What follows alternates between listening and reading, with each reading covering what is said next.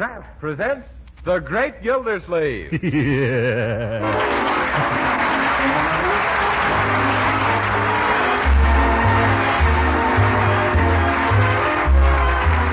The Kraft Cheese Company, who also bring you Bing Crosby every Thursday night, present each week at this time Harold Peary as The Great Gildersleeve, written by Leonard L. Levinson.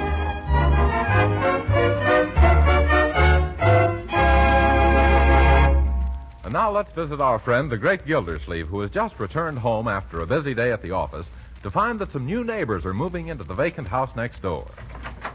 Good afternoon, Marjorie. Hello, Bertie. Hello, Miss Gildersleeve. Well, I see the house next door has been rented at last. Have you any idea who the people are, my dear? No, Uncle Mort, but if that ghastly furniture is any indication, their name is Frankenstein. Oh, Marjorie, you mustn't judge the people by that purple horsehair sofa, or the brass bed, or that stuffed moose head. He has an awful mean look in his eye, that moose has. Must have gotten it from our new neighbor. There's a family resemblance there, all right. Oh, Marjorie, I'm sure they're nice people. You wait and see. Oh, they have a boy a little older than Leroy, haven't they? Uh-huh. And a girl about 17 or 18 who talks faster than Walter Winchell. Oh, dear. And they also got an awful uppity cook named Snowdrop Jefferson, who has informed me over the back fence that she's the sole owner of 5 pair of rubber gloves. Well, Bertie, you'll have to cultivate her acquaintance. I'll cultivate her with a hoe if she keeps snooting me. No, Bertie, don't you want to start off by planting your best foot forward? Oh, I does, Mr. Gildersleeve, believe me. And when I gets through planting it where it'll do the most good, nothing will ever grow there no more. Now, Bertie, I won't have you starting a feud with the neighbors. A good neighbor is just like a cousin on the police force. They both come in handy in a pinch. Oh, but look. Huh? They've been unpacking their boxes outside, and all the paper and trash is blowing over onto our lawn. Oh, so what, my dear? They're all finished and the movers are leaving. They'll probably come over and clean it up.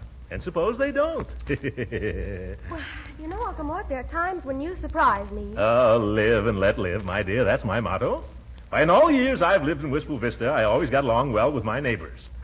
Oh! What's the matter? Those movers, they backed into our driveway to turn around. So what? They've crushed my Azalea canadensis, and now they're backing into my Lygistrum ibata. Oh, there goes my Asculus mastrostrosia. Asculus mastro, what's it? For heaven's sakes, what's that? Horse chestnuts. Help me get the window up. I'll tell those people. It's too late, Uncle. They're driving away. Well, it's lucky for them. Oh, look, that heavy truck has broken the concrete in our driveway. Of all the people... Here comes the girl from next door. Oh, probably coming over to apologize for the mess they made. Well, that's different. It's a mighty good thing, too. I'll take care of this myself, my dear.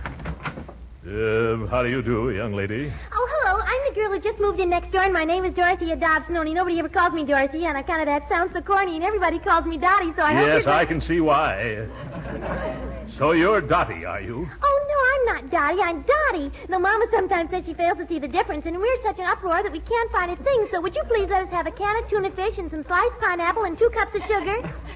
Wouldn't you like a couple of inner tubes, too?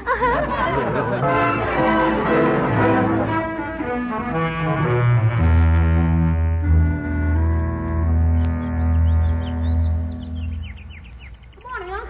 Come on inside. Bertie says your hotcakes are getting cold and your orange juice is getting warm. Well, hello, Leroy. I'm looking for the morning paper. All over the world, hundreds of reporters risk their lives to get the news, and thousands of workers stay up all night long to print it. Then our delivery boy insists on hiding the paper in the bushes. Oh, you won't find it there, Unc. The dog that moved in next door took it. Leroy, you mustn't speak of our neighbor that way. I'm not talking about him. I mean their hound. Oh? He ran over here, grabbed it in his mouth, and scrambled back home again. Gee, he did it just like he was trained. Yes, he seems to have a nose for our news. Well, I'll just drop in on the Dobsons and explain the situation. Oh, I hope that dog hasn't chewed up Superman.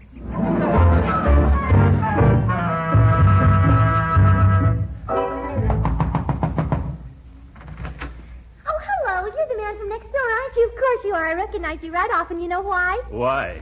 Because you look just like you did yesterday. The same suit, the same shirt, and the same tie. Isn't it awful monotonous? I'd just die if I had to wear the same dress every day, wouldn't you? Yes. I mean, I don't wear dresses. I dropped over to tell you that your dog is taking the morning paper. Oh, how silly, taking the morning paper indeed. Why, even if he could read, he couldn't afford it. Miss Dobson, please, let me finish. He's taking the morning paper off our lawn. It's our paper. Oh, so that's it, and Daddy thought it was a free sample. Oh, Tuffy! You calling me? Oh, who's a blister, sister? Go in the dining room. Go in the dining room and tell Daddy that paper belongs to the man next door, and he's here and he wants it back, so bring it right out, and if there's any egg on it, be sure and wipe it off. Okay, but I ain't seen it yet. Why do you have to come around now? Well, Tuffy will be right back, mister. Oh, incidentally, what do you think of the big news in the paper this morning? Isn't it thrilling, or haven't you read it yet? Oh, of course you haven't. Well, you certainly have a surprise in store, because you know what happened? Oh, excuse me. I didn't know you were going to stop. You didn't put your hand out.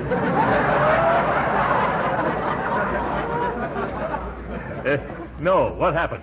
Well, it was the most exciting thing. It seems... Oh, but here comes Tuffy. You can read it yourself. I wouldn't spoil it for anything. Here's your paper. So it is. Thank you, Tuffy. You're welcome, Stuffy. You what?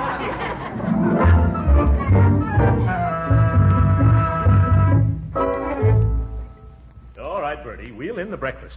I'm hungry enough to eat off the tablecloth. You get your paper okay, Unc? Oh, sure. No trouble at all. You know how to handle these neighbors. It's all right, Leroy. That's all. Yeah. Now to read the big news she was telling me about. Well, look at this. Roosevelt and Churchill meet in mid-ocean.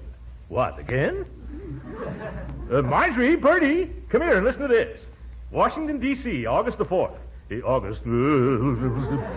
Never mind, go back. It's all a mistake. What is it, Uncle Mort? What happened? That kid next door slipped me a 7-month-old paper.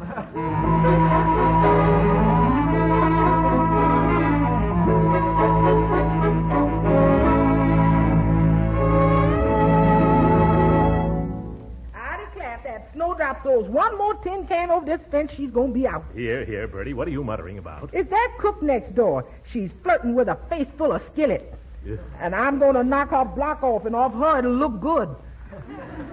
Now, Bertie, remember our good neighbor policy. Oh, hello, Leroy. Oh, Uncle Mort. Wait a minute, young man. Come back here. You're all mussed up. Tuck in your shirt tail. I can't. Why not? It's been torn off. Leroy, have you been fighting? Well, not exactly. That kid next door took a couple of pokes at me, and then I took a few swings at him. What happened? I missed. But he didn't. What were you two fighting about, Leroy? Well, it was something he called you, Uncle Mort. Oh, you shouldn't have fought over that. I haven't the faintest concern what that twerp says about me. What did he say? He said you were a big, fat, stuffed shirt. Oh, he did he? And what did you say? I said you didn't have to stuff your shirts. Well, I still don't think that's enough reason to start fighting, Leroy. Oh, I forgot to tell you, he was trying to rub my nose in the dirt at the same time. Oh.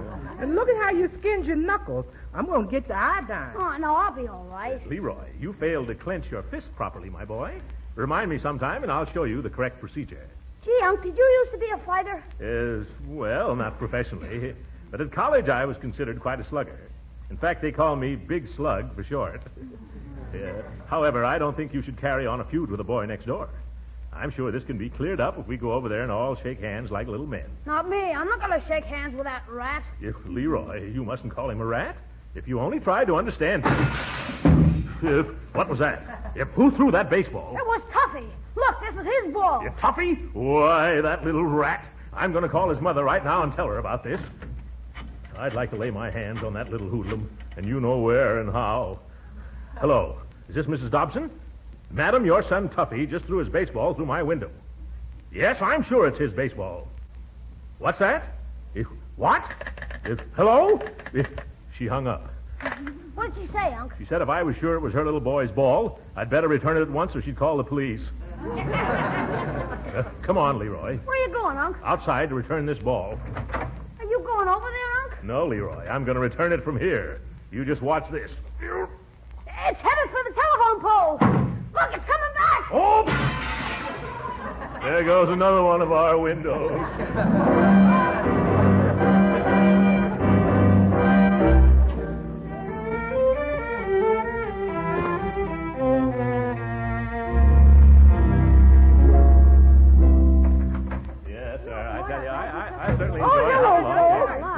Why do you doubt the man from next door was here? Mr. Dobson? What did he want? He says he wants to take you apart and see what makes you think you is as tough as you think you is. Well, I don't understand. I never said anything to him. Well, I guess I better be getting to bed. Just a second, Leroy. Now, Bertie, what's it all about? You mean you didn't challenge Mr. Dobson to a fisticuffs breakup? I've never even set eyes on the chap. Well, somebody told him something most disagreeable. It's way past my bedtime, folks. Wait a minute, Leroy. Did you say anything to anyone next door that might have started this? Oh, no. Only I told that toughie that he better not monkey with me anymore, or you'd show his father what a big slug you are. Yes. I'm not afraid of him.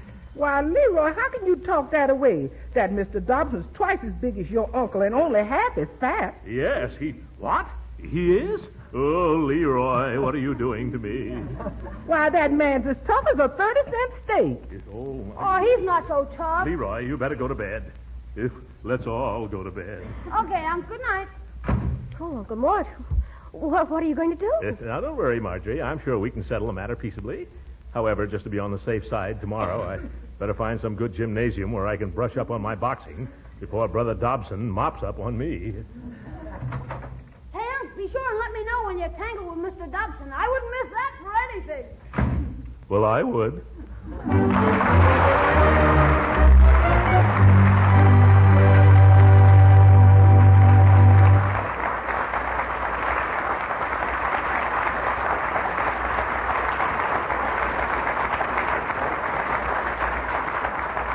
We'll hear from the Great Gildersleeve again in just a moment. But first, ever stop to think of the progress made in the last few years? Nowadays, we have planes that fly 400 miles an hour, automobiles that are marvels of speed and comfort, radios that are static-free. Yes, and there have been plenty of improvements in food making, too. And one of the outstanding examples is parquet margarine, the delicious spread for bread made by Kraft. Why, people who remember the margarines of a few years back are amazed when they discover how deliciously good parquet margarine is. You see, parquet is not an ordinary margarine. It's one of Kraft's fine foods, outstanding for its delicate, satisfying flavor. You only have to taste parquet margarine once, spread on bread or toast or rolls, to find out how deliciously different it really is.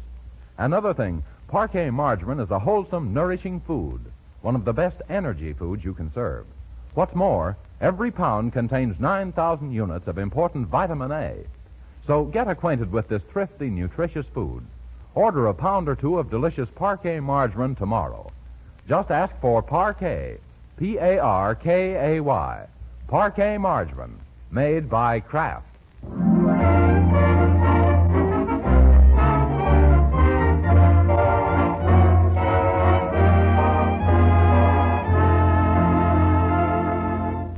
After a restless night, the Great Gildersleeve has taken his problem to Philadelphia Phil's Physical Culture Institute.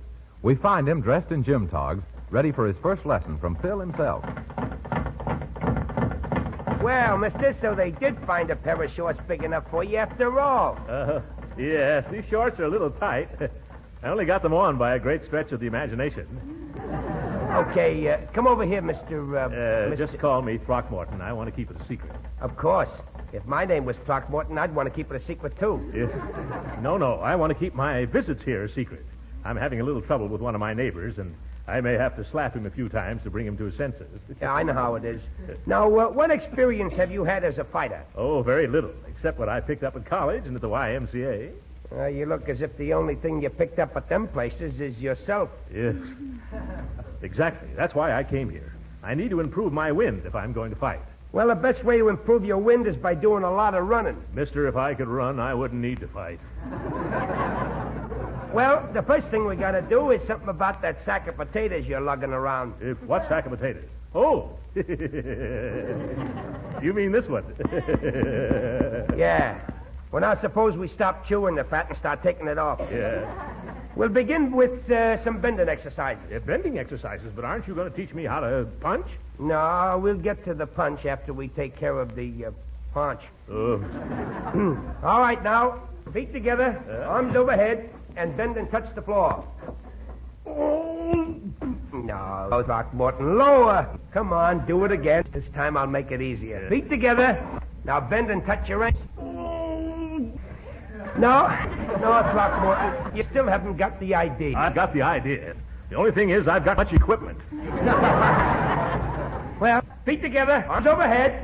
Now bend. That's it. Way down. I'll bet you haven't seen your knees in 10 years. I get...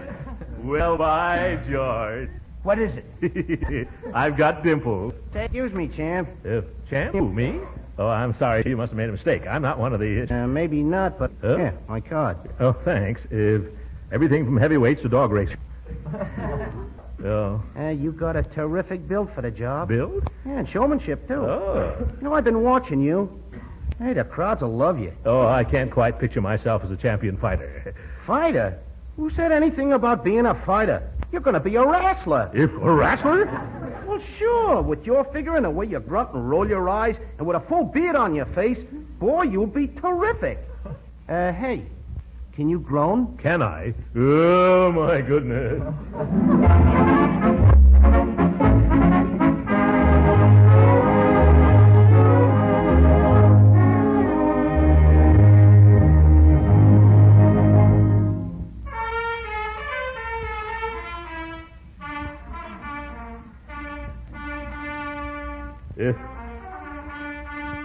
Does that toughie next door murder that march all day long, Bertie? No, so when he gets out of breath, he sits down and beats his drums for a while.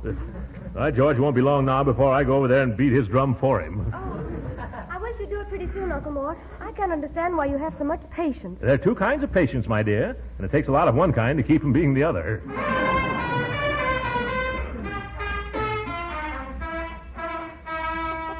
Someday he's going to hit the right note, and then they'll take that horn away from him.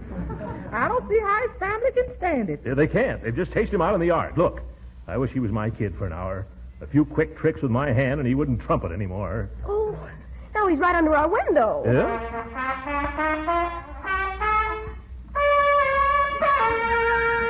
Oh! There's only one thing left for me to do, Marjorie. Do you remember where I put that old BB gun of Leroy's? Oh, no, Uncle Mort. You mustn't shoot him. Huh? Why, someone might be mean enough to arrest you. I hadn't thought of shooting him, Marjorie. I was going to offer the gun to him as a bribe. However, your suggestion does sound better. Please, Uncle Mort, forget about the gun. Yeah, all right. I've got another idea. The next time he starts playing, I'm going... Oh, I'm going. Don't worry. I'll be right back, my dear. Uh-oh, your uncle, he's in an unmusical mood. Oh, hope Uncle hasn't done anything reckless. Let's just hope he ain't done anything they can trace back to him. Uh-oh, here he comes. Oh, Bertie, I'm afraid. Why? He's got such a pleased expression on his face. Well, that's the last of that, folks. I fixed it all up. Oh, well, what did you do, Uncle? Just used my brains, my dear. I gave Tuffy a $5 bill, and he promised that he wouldn't play that trumpet again. Pretty smart of me, huh? Oh. What's that? Oh, my goodness, he's got a saxophone, too.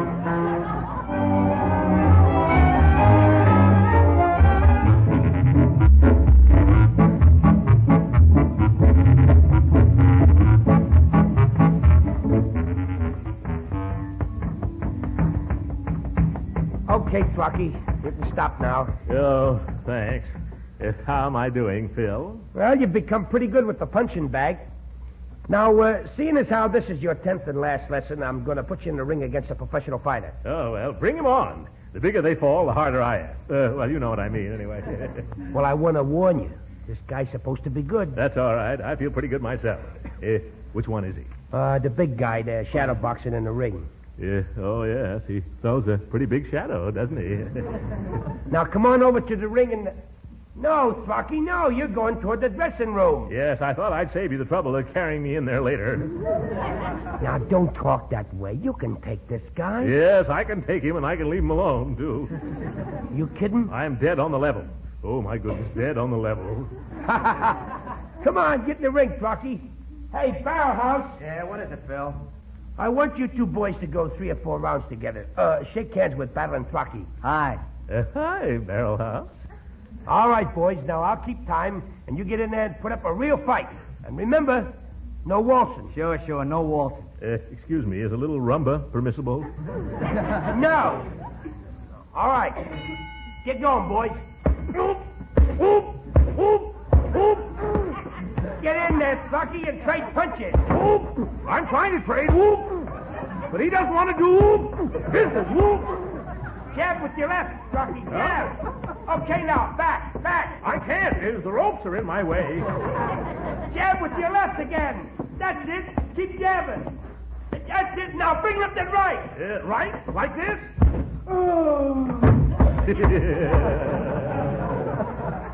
Oh, my goodness, Rocky. You shouldn't have done that. You've knocked him out. I did? Throckmorton, that ain't playing the game. Oh, poor Barrel House. Quick, get me a glass of water. Get two, I'm thirsty. Take it easy, Barrel House. I'll help you into the dressing room. I'll take care of him. You get your shower. And you can consider this knockout your diploma in pugilism. Oh, you certainly did well in your graduation exercises. Thank you, Professor. I'll get going now. So long, Barrel House. Next time, don't try to chin yourself on my glove. I just can't wait till I get home and do the same to that next-door neighbor of mine. How you feeling, Barrel House? Oh, terrible. I'm in awful pain. That big walrus stepped all over my tenderest corn. Honest, Phil, it was all I could do to restrain myself from hitting him.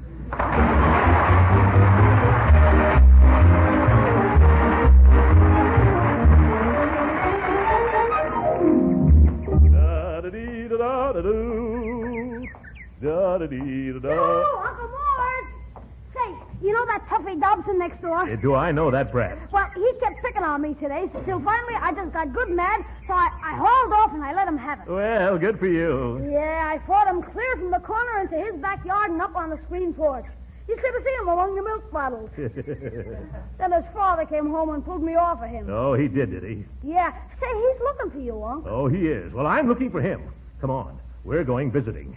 This is going to be peachy fun. You mean you're going into Tuffy's house here? Yes, sir. Right now, I feel as if I could lick twice my weight in Dobson's. Will I give that big tub a thumping? Oh, hello. Well, I suppose you came to apologize for what he really did to poor Tuffy. Well, it's a good thing you did because Papa's so mad he could just simply... Silence! You go tell your papa that Mr. Gildersleeve is here from next door and wants to see him. At once.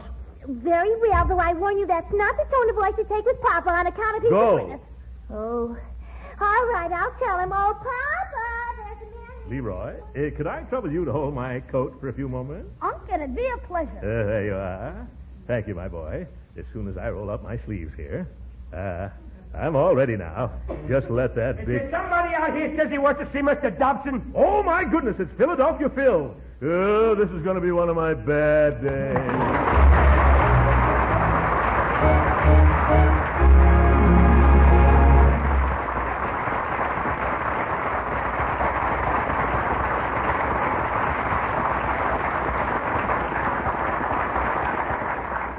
The Great Gildersleeve will be with us again in a few minutes. Meantime, I've noticed that some women have a knack for being resourceful. They're always first with new recipes, always turning up clever ways to economize and please their families, too. These resourceful ladies are right in their element these days because now more than ever, it's smart to be wisely thrifty. And here's a discovery a lot of them are making, that parquet margarine is a wholesome spread for bread that tastes mighty good, yet costs very little. Yes, they found that serving parquet margarine makes a hit with the family because it's so downright delicious spread on bread or toast or rolls. They found that parquet margarine is a real flavor shortening for baking, that it adds delicate extra flavor to pan-fried foods. Yes, parquet margarine is one spread for bread that's so thrifty you can use all you want in cooking, too.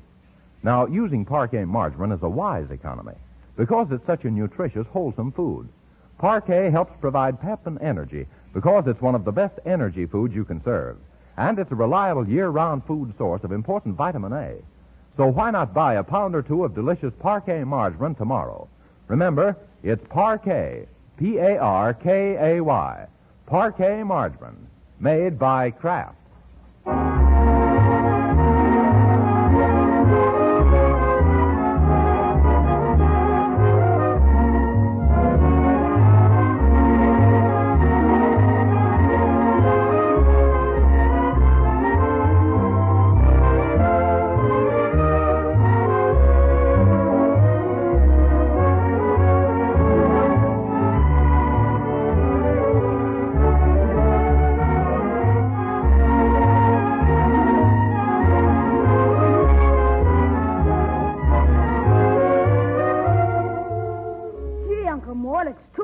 Took all those boxing lessons for nothing. Oh, it wasn't altogether a waste, Leroy. They'll come in handy next Thursday evening. Oh, what are you doing then? I'm going to visit on Rudy Valley program.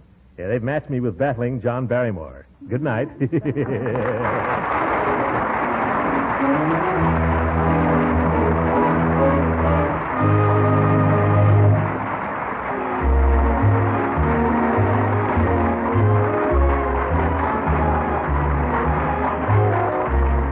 Original music heard on this program was composed and conducted by William Randolph. This is Jim Bannon speaking for the Kraft Cheese Company and inviting you to be with us again next week at this same time for the further adventures of the Great Gildersleeve. This program has come to you from Hollywood. This is the National Broadcasting Company.